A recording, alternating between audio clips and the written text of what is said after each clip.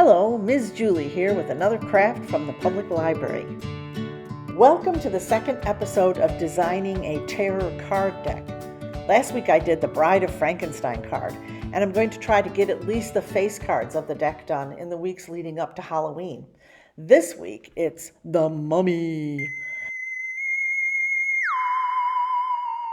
I've drawn plenty of mummies and sarcophagi and planned Mummy Week at the library, showing movies and made mummy cookies and mummy crafts, so this is just up my alley. I have patterns on my Pinterest page. I'll leave a link.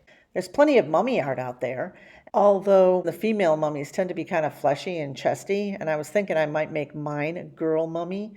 The guy mummies are more what I was expecting, though. I don't suppose that means I can't make my mummy the Queen of the Dead suit. Maybe I can leave it ambiguous so I can use it for the Queen if I feel like it later. The old classic Mummy movie starred Boris Karloff. He was creepy and tragic and frightening. That movie was the first time I heard the name Imhotep. Now, Imhotep was actually an architect who designed some of the most iconic constructs in history, namely the pyramids of Egypt. It's kind of unfair to have him featured as a mummy villain in a horror film. Still, it did teach me his name. In 1999, Brendan Fraser and Rachel Weisz starred in a wonderful remake with fun characters and great special effects. I love that one, but the mummy in it was, in the film's own words, juicy. I decided to make my mummy more like the Mummy in Abbott and Costello Meet the Mummy. That one was fun. So, classic mummy it is. I did give my mummy a monster monologue. This is what the mummy has to say in my card. I'm an old soul, and that's taught me to take the long view. I think it's important to create something lasting and worthwhile, to leave your niche in the edifice of time. I may not be fast, but I'm in it for the long haul, even if I'm a bit wrapped up in the past. I thought that suited the mummy pretty well.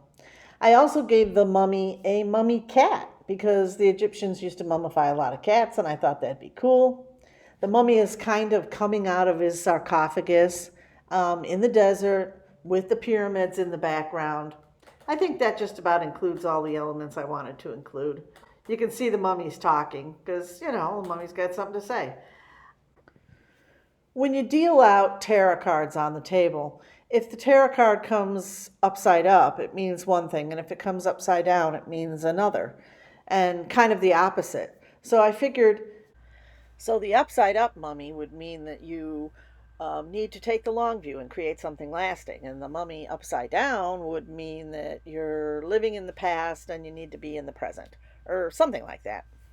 So I kind of wanted to do the balance thing with my mummy.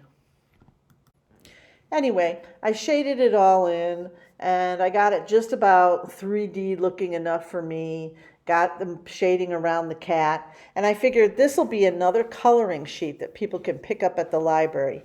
When I have the other monsters done, I'll put 4 on a sheet for the actual cards. And here's my colored in version.